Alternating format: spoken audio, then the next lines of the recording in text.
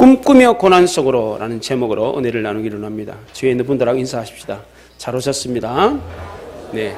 자, 전후 좌우를 돌아 한 번 더 우리 밝게 웃으면서 인사하십시다. 잘 오셨습니다. 네. 오늘은 종교적인 용어로 종료주의라고 합니다. 부활절 한 주 전에 예수님께서 베다니에서 어린 나귀 새끼를 타고 예루살렘 성에 입성한 것을 기념하기 위하여 종려나무를 꺾어서 사람들이 예수님을 맞이했다 그래서 종료주일이라고 그럽니다. 많은 사람들이 예수님이 베다니에서 죽은 나사로를 살렸다는 사실을 알고 예수님을 보고 싶어 했습니다. 예수님뿐만 아니라 죽었다가 나흘 만에 다시 살아난 나사로를 보고 싶어서 그렇게 예루살렘에 모였습니다. 이 죽은 나사로를 살린 이 사건은 참으로 놀라운 일이었습니다. 유대 종교 지도자들은 이것 때문에 죽었다가 다시 살아난 이 나사로마저 죽이려고 그랬습니다. 도대체 이 사건이 얼마나 여파가 컸으면 죽었다가 다시 산 사람을 다시 죽이려고 했겠습니까?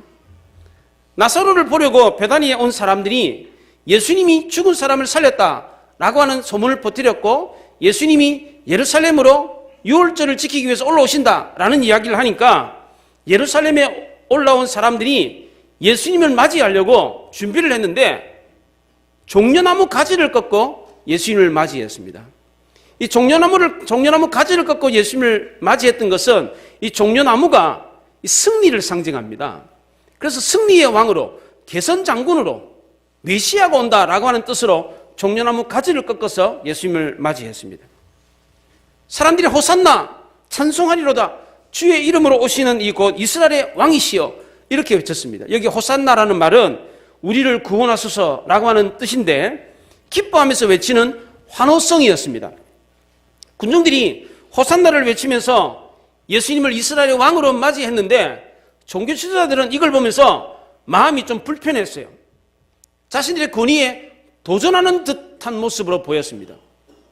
그 당시에 로마 식민지를 팔레스틴을 식민지화했던 로마 사람들에게 이건 상당히 위협적인 모습이었습니다. 마치 데모하는 것처럼, 예?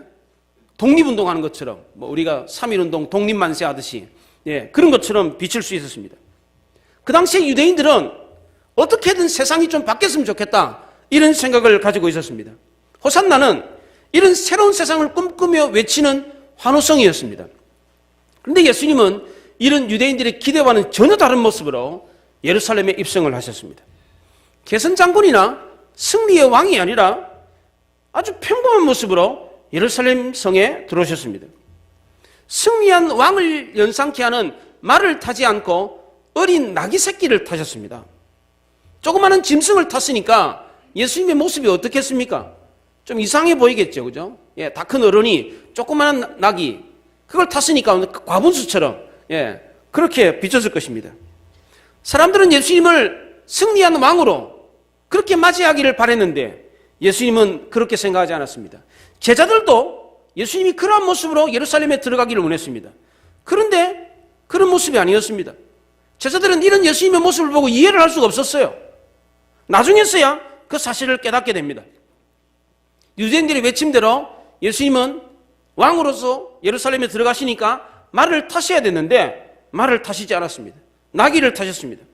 왕처럼 보이기는 보이셨는데 왕 같지 않는 왕으로 예루살렘에 들어가셨습니다. 이때 예수님의 제자들은 3년 반 동안 함께 다니면서도 예수님께서 왜 그렇게 하셨는지 이해를 못했습니다. 부활하셔서 영광을 체험하고 난 뒤에서야 그때 그런 이유 때문에 그렇게 하셨구나라는 사실을 깨달았습니다. 여러분은 알고 계십니까? 예수님이 땅에 참 왕으로 오셨는데 왜 멋진 백마를 타고 예루살렘에 들어가지 아니하시고 왜 나귀 새끼 그 조그만 짐승을 타고 예루살렘에 들어가셨는지 아십니까? 구약성경 스가랴 9장 9절에 예수님은 겸손하셔서 나귀를 타셨다, 그렇게 말하고 있습니다. 예수님은 왕은 왕인데 겸손한 왕이셨기 때문에 어린 나귀 새끼를 타셨다고 합니다. 예수님은 이 땅에 군림하는 왕으로, 다스리는 왕으로 오신 것이 아니라 일하는 왕으로, 그래서 일하는 나귀를 타고 이 땅에 오셨던 것입니다. 그렇기 때문에 예수님이 나귀를 타셨을 때 그 모습에는 부끄러움이 없었어요.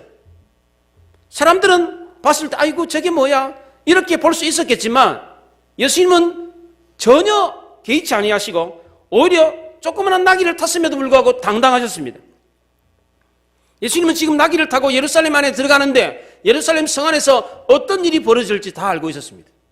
지금 호산나 이스라엘의 왕이시여 라고 외치는 이 군중들이 내일이면 저 예수라는 청년을 십자가에 못 박아라 라고 하며 성난 목소리로 외칠 것을 다 알고 계셨습니다.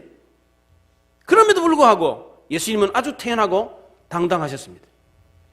도대체 연약한 인간의 몸을 입고 이 땅에 오신 예수님이 어떻게 그 모든 모습을 다 알고 계시면서도 이렇게 당당하고 태어날 수 있었습니까?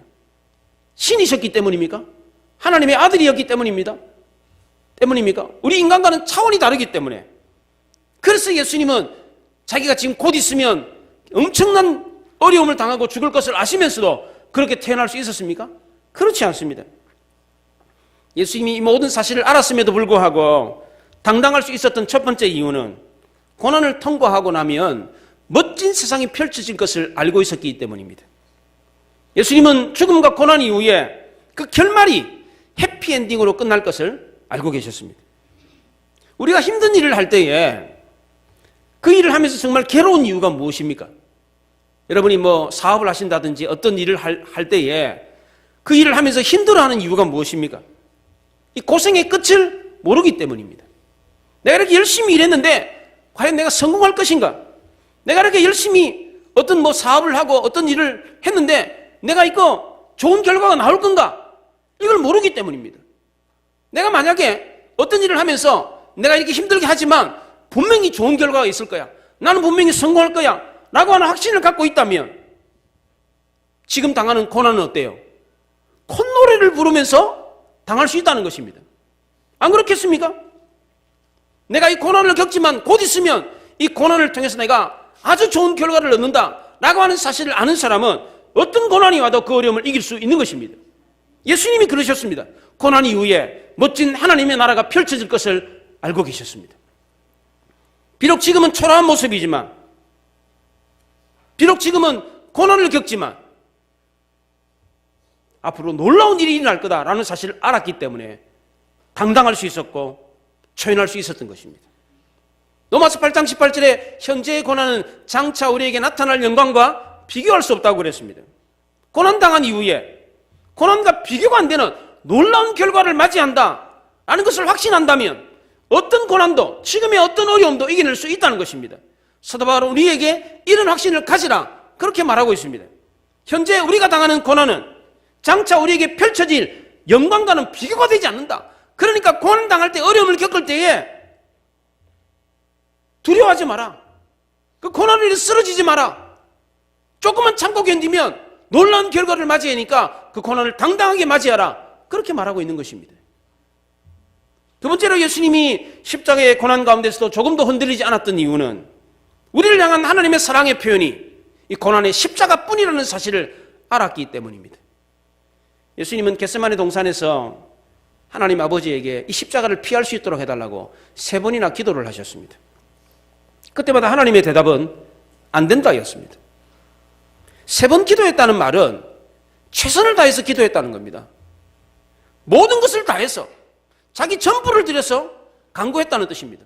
사도 바울도 마찬가지입니다. 자신의 육체의 가시를 놓고 하나님 앞에 3번 기도했다고 합니다. 하나님, 이 육체의 가시를 거두어 주십시오. 내 너무너무 힘듭니다.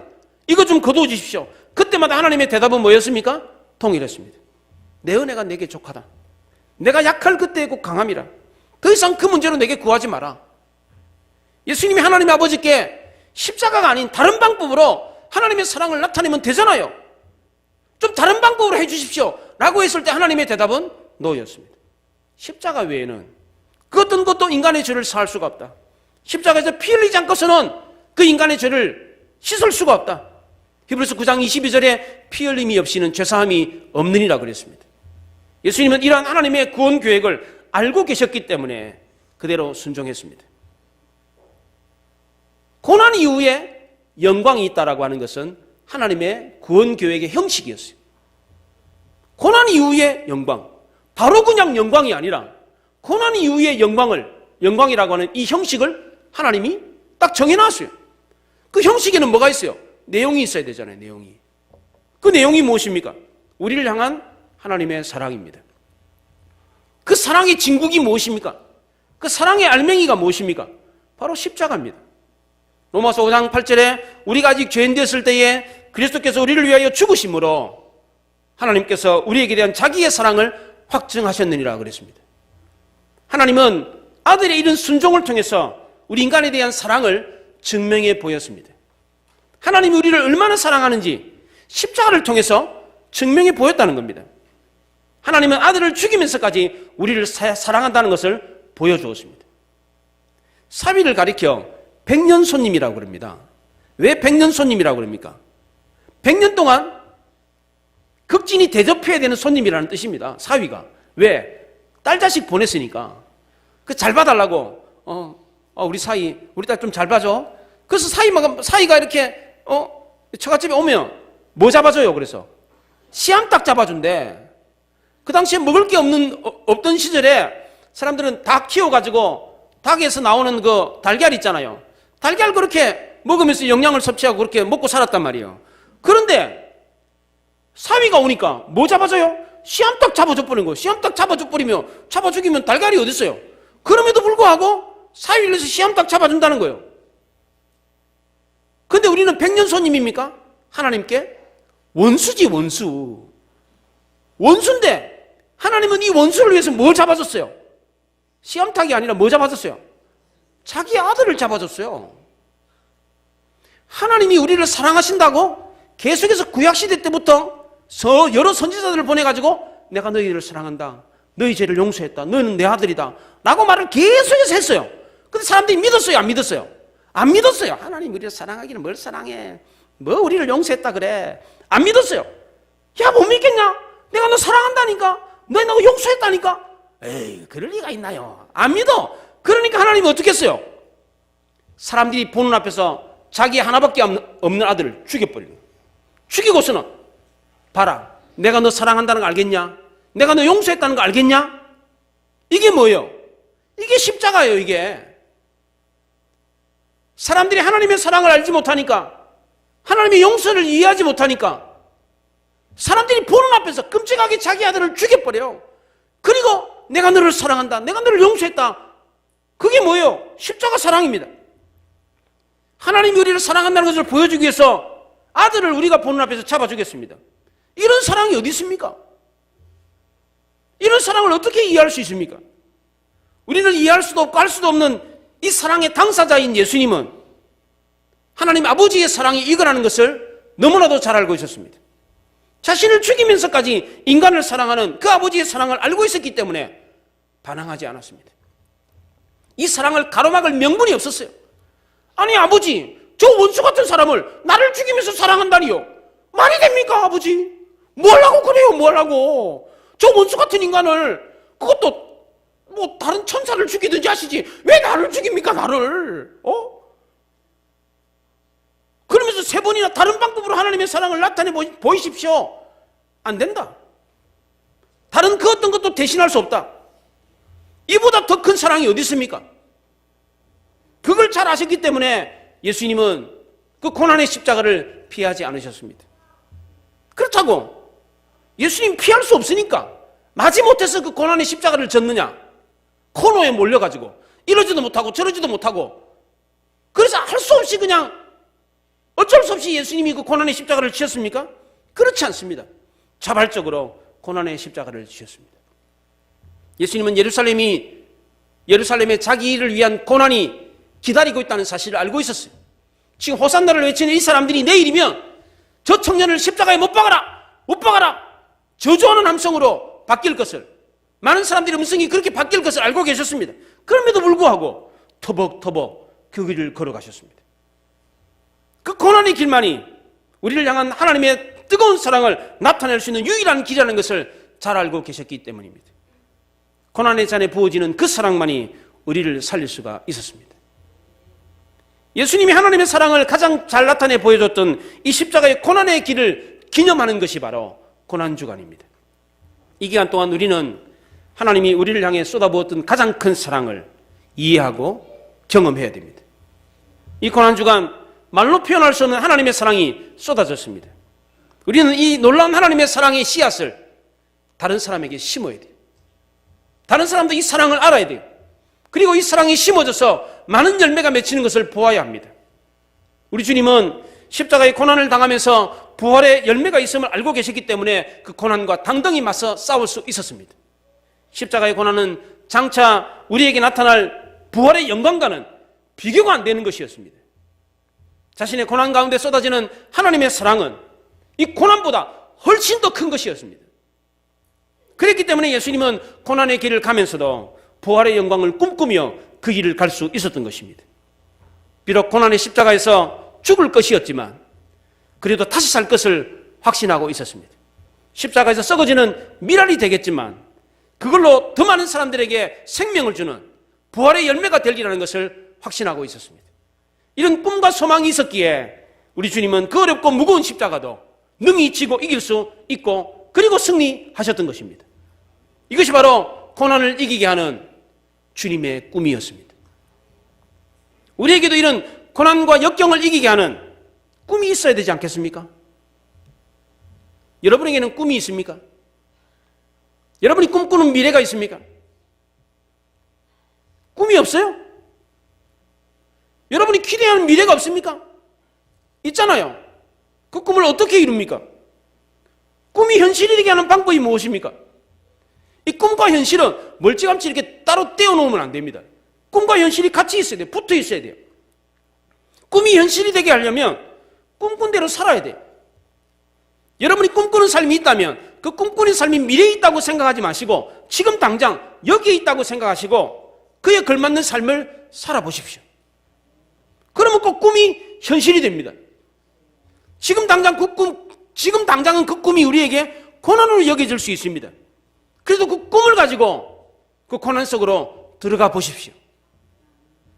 우리가 가는 이 고난의 길은 동굴이 아니라 터널입니다. 동굴이든 터널이든 들어가면 어때요? 컴컴하잖아요. 어둡잖아요. 고난이 있어요.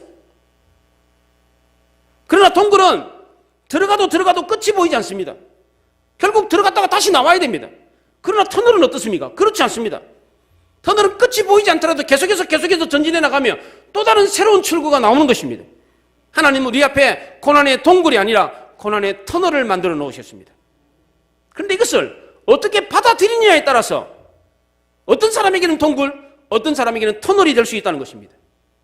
터널인데도 불구하고 통과하지 못하고 다시 나와버리면 그건 터널이에요, 동굴이에요. 동굴인 것이죠. 고난을 불평하고 원망하면서 인생을 자포자기 해버리면 그것이 터널이었는데 그때 그것이 지나가면 지나갈 수 있는 길이었는데 그냥 원망하는 바람에 포기해버린 바람에 다시 되돌아오는 동굴이 되어버린다는 겁니다. 하나님이 우리에게 주시는 고난은 동굴이 아니라 터널입니다. 물론 통과할 때는 너무나도 힘이 듭니다. 끝이 보이지 않습니다. 아무런 빛도 보이지 않습니다. 언제 끝나려나? 눈물만 납니다. 이러다가 내가 죽는 거 아닌가? 이런 생각이 들 때가 있습니다.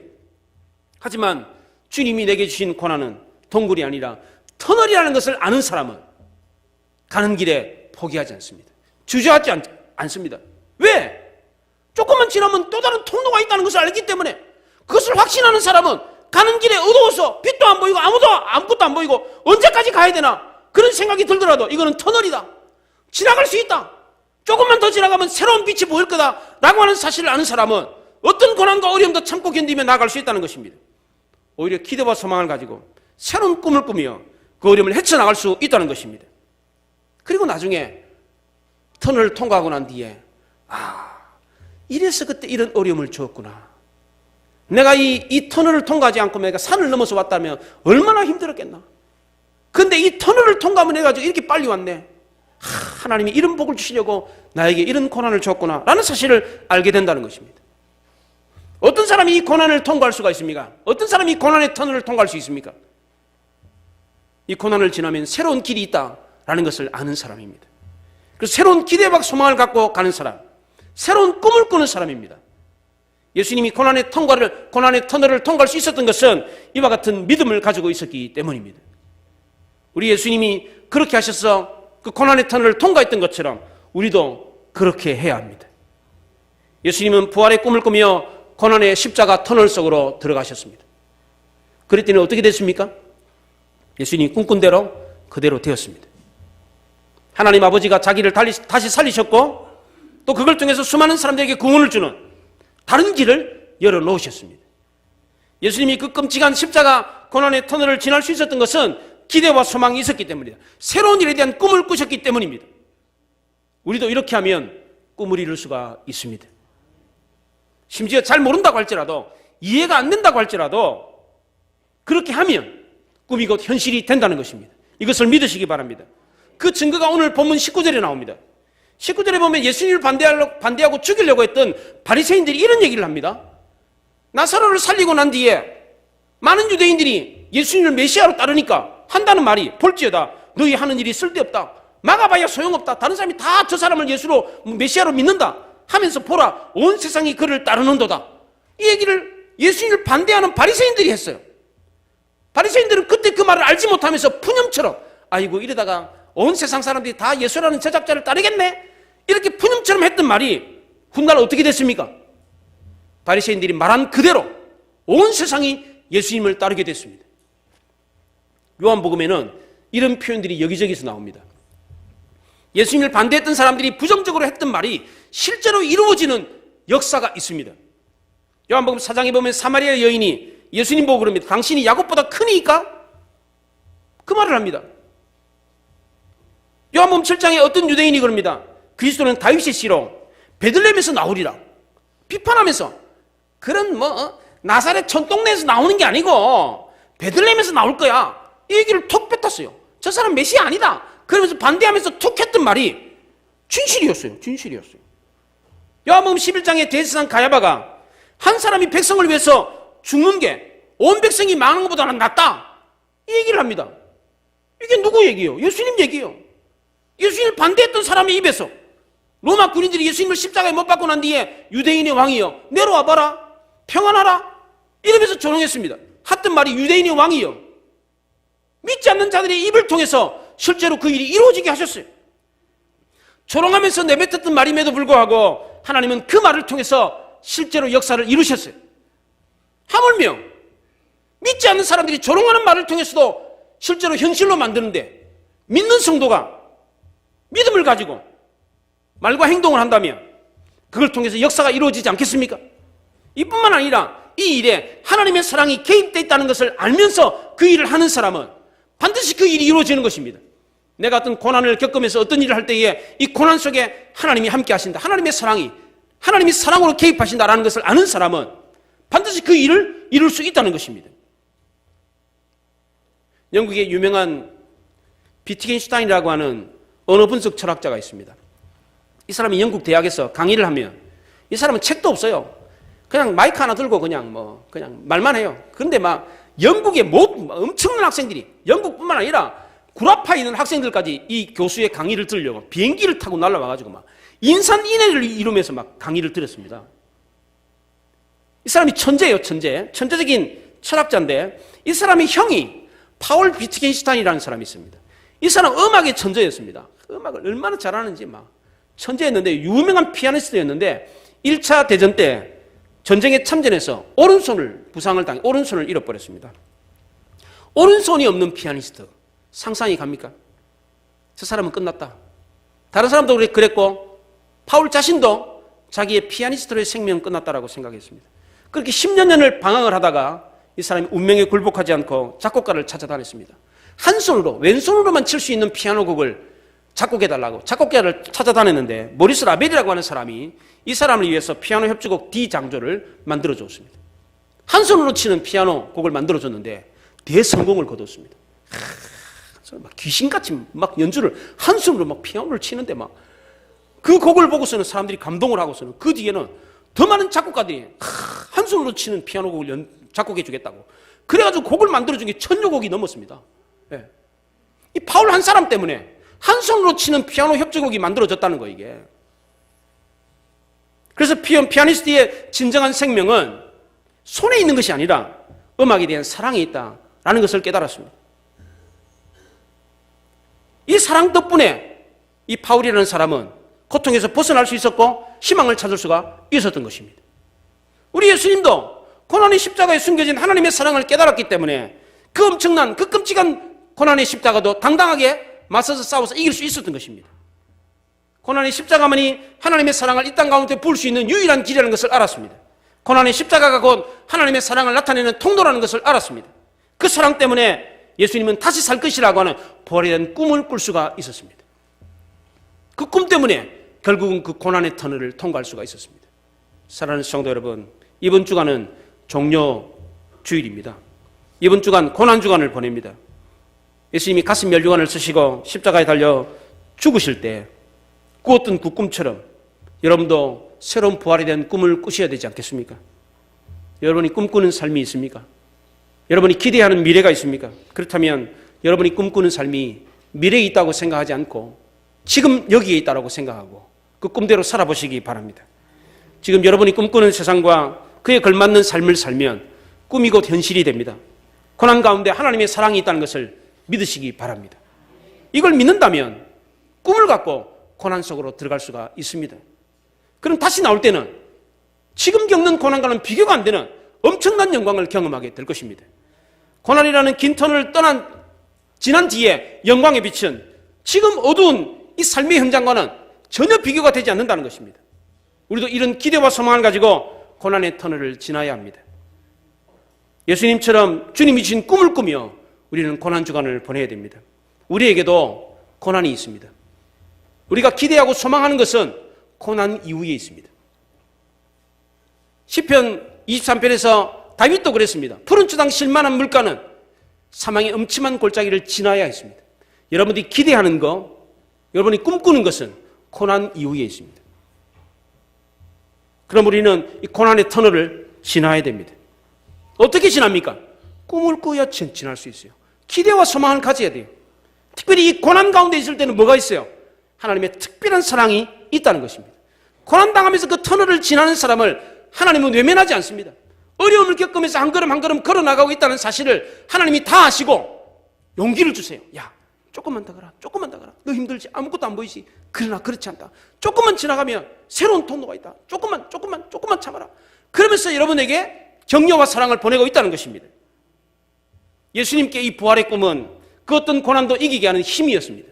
우리에게도 마찬가지입니다. 이 꿈은 우리에게 삶의 소망이 되는 것입니다. 우리도 주님처럼 끝내 이기리라 라고 하는 확신을 가져야 합니다. 이 이김은 지금 당하고 있는 현실의 고난과는 비교가 되지 않습니다. 고난당할 때 그 고난 속에 하나님의 특별한 사랑이 있다는 것을 믿으시기 바랍니다. 이 사랑이 우리를 지금도 고난의 터널을 지나 아름다운 영광의 길로 인도하고 있습니다. 고난당할 때 예수님이 하나님의 사랑을 믿고 새로운 꿈을 꾸며 그 고난 속으로 들어가서 결국은 그 고난을 통과해서 영광의 부활을 경험했던 것처럼 우리도 고난 중에 특별한 하나님의 사랑이 있다는 것을 깨닫고 새로운 부활을 꿈꾸며 새로운 미래를 꿈꾸며 고난의 터널을 지나 끝내에 승리할 수 있기를 바랍니다. 기도하겠습니다. 말씀을 생각하며 기도합니다. 하나님,